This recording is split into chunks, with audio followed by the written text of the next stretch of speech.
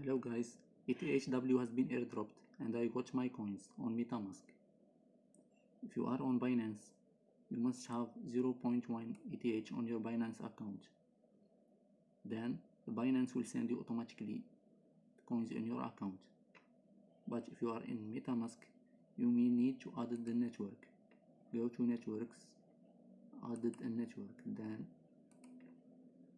in the Twitter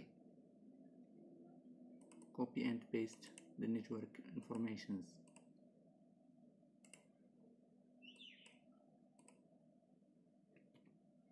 For the RPC URL,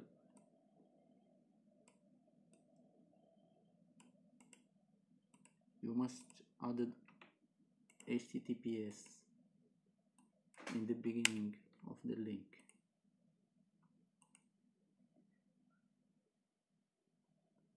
Then complete those informations and click save. Then you will find your coins. Thank you for watching.